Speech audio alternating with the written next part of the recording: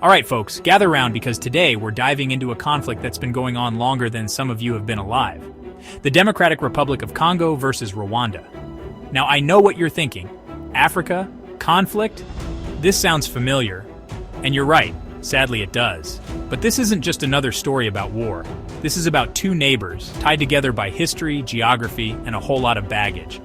We're talking resource exploitation, ethnic tensions, and the ghost of the Rwandan genocide looming large. It's complicated, messy, and frankly exhausting. But here's the thing, finding peace is possible. It won't be easy, but hey, no one ever said fixing a relationship after you accidentally borrowed your neighbor's lawnmower and then set it on fire was going to be a walk in the park. So buckle up as we unpack this complex situation and explore some potential paths to peace. Because believe it or not, even in the heart of conflict, hope can still bloom. Okay, so how do you even begin to untangle a mess like this? Well, the first step is pretty obvious, even if it's often the hardest. You've got to talk.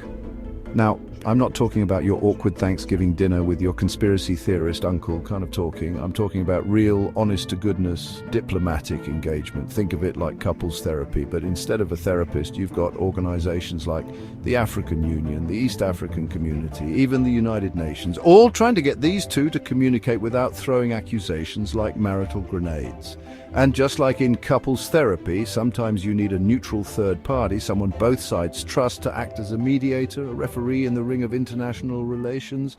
These mediators, they're like the Switzerland of international diplomacy, neutral, respected, and always ready with a plate of delicious chocolate, probably. Their job is to build trust, because let's be honest, when you've got a history as fraught as these two, trust is about as common as a vegan at a barbecue. But dialogue is key, people. It's how you identify the issues, understand each other's perspectives, and hopefully find some common ground.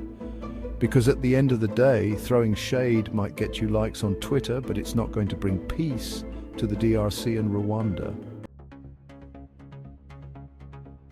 Here's the thing about conflict resolution. It's really hard to have a productive conversation when everyone's packing heat, metaphorically speaking, of course. In the DRC Rwanda saga, that means dealing with the numerous armed groups roaming around eastern DRC like it's a particularly volatile game of paintball. We're talking about groups like the FDLR and the M23, each with their own agendas, allegiances, and trigger fingers. Disarming and demobilizing these groups is crucial. Imagine trying to have a calm discussion about whose turn it is to do the dishes when your neighbor keeps showing up with a machete. Not exactly conducive to a productive conversation, right?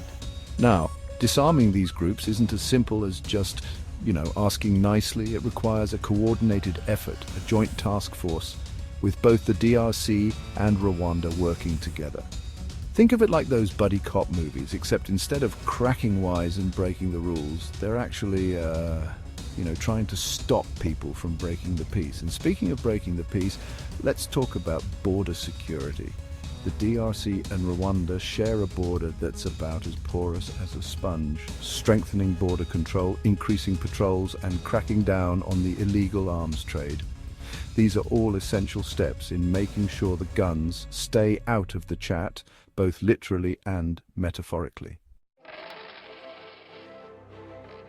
You know how they say money is the root of all evil? Well, in the case of the DRC and Rwanda, it's not just money, it's the abundance of natural resources that's causing a whole lot of trouble. See, the eastern DRC is like the geological jackpot, bursting with coltan, cobalt, gold, all the things your fancy smartphone needs to function. But here's the catch. This mineral wealth has become a curse, fueling conflict, corruption, and instability. It's like winning the lottery and then having your entire family turn against each other, except instead of millions of dollars, it's millions of tons of valuable minerals. So how do you break this resource curse? Well, it starts with transparency and fairness. We're talking about establishing clear mechanisms for managing and sharing the profits from these resources, making sure both countries benefit, not just a select few.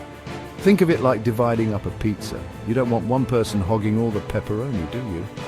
And while we're on the subject of sharing, let's talk about economic cooperation, promoting cross-border trade, investing in joint infrastructure projects. These are all ways to create a win-win situation where economic interdependence makes conflict less appealing than collaboration. Because at the end of the day, it's much harder to justify going to war with a country when your economies are so intertwined you'd be shooting yourself in the foot, metaphorically speaking, of course. Chapter 4, Housekeeping 101, Cleaning Up Governance. Let's be real, you can't solve a conflict if one of the parties involved is basically their own worst enemy. And in this case, the DRC has some serious internal issues to address, kind of like that one friend we all have whose apartment is a permanent biohazard zone. Corruption, weak institutions, and the marginalization of certain communities, these are all issues that need to be tackled head-on. It's like trying to bake a cake with rotten eggs and expired milk. You can try all you want, but it's not going to end well. The DRC needs to get its house in order, and that means implementing political reforms, strengthening the rule of law, and ensuring equal rights and opportunities for all citizens. Now, I'm not saying Rwanda is perfect, no country is, but for this relationship to work, both sides need to put in the effort. It's like that old saying goes, it takes two to tango. Or in this case, to tango their way out of a decades-long conflict. Rwanda, for its part, can support the DRC in its reform efforts, sharing its own experiences and best practices. After all, a stable and prosperous DRC is in Rwanda's best interest too. Nobody wants to live next door to a dumpster fire, even if it is a metaphorical one. Chapter 5. Healing the wounds from trauma to trust. You know, conflict isn't just about bombs and bullets, it leaves deep scars on the people who live through it. In the DRC Rwanda saga, we're talking about millions of people displaced from their homes, families torn apart, and the trauma of violence echoing through generations. It's like a collective case of PTSD, and healing those wounds is just as important as any political agreement or economic initiative. Now, addressing the plight of refugees and displaced persons is crucial. These people need shelter, food, healthcare, and a chance to rebuild their lives. But it's not just about providing material assistance, it's about giving them back their dignity, their hope for the future. And then there's the issue of reconciliation. Remember those ethnic tensions we talked about? Well, they don't just disappear overnight. It takes time, effort, and a whole lot of uncomfortable conversations to bridge those divides. Think of it like trying to mend a broken vase. You can glue the pieces back together, but the cracks will still be visible. It takes time and care for those cracks to fade. And even then, the memory of the break remains, promoting dialogue between communities, encouraging forgiveness, and fostering a shared sense of identity. These are all essential steps in the long and arduous journey from trauma to trust. Chapter 6, Tough Love, the international community steps in. Let's be honest, sometimes you need a little help from your friends to resolve a conflict. And in the case of the DRC Rwanda situation, the international community has a crucial role to play. Kind of like that one friend who always knows how to break up a fight at a party. Now, this doesn't necessarily mean sending in the troops. Sometimes the most effective tools are the ones that don't involve actual weapons. We're talking about targeted sanctions against individuals or entities who are actively fueling the conflict. Think of it like a financial timeout. You're cut off from the cool kids table until you learn to play nice. On the flip side, the international community can also offer carrots along with the sticks, providing incentives for peace-building efforts, supporting economic development and investing in education and healthcare. Because let's face it, nobody wants to fight when they're too busy building a brighter future. But it's not just about throwing money at the problem. The international community also needs to hold all parties accountable for human rights violations and war crimes. Justice and accountability are essential for lasting peace. Otherwise, it's like putting a band-aid on a bullet wound. Chapter 7, Planting Seeds of Peace, a long-term investment. So we've talked about diplomacy, security, economics, even a little bit of international tough love. But here's the thing about peace building. It's not a one-time deal, it's a long-term investment, kind of like that retirement fund you keep meaning to start but haven't gotten around to yet. You see, real peace, lasting peace, requires a fundamental shift in mindsets, a change in the way people perceive themselves and each other. And that, my friends, takes time. One of the most powerful tools we have at our disposal is education. By investing in education, we're not just teaching kids how to read and write, we're planting the seeds of peace in fertile ground. We're teaching them critical thinking, empathy, and conflict resolution skills. Basically, everything their parents should have learned, but probably didn't. And let's not forget about infrastructure. Building roads, bridges, and communication networks might not sound as glamorous as, say, disarming militias, but it's just as important. Improved infrastructure connects people, facilitates trade, and promotes economic development. All crucial ingredients in the recipe for lasting peace.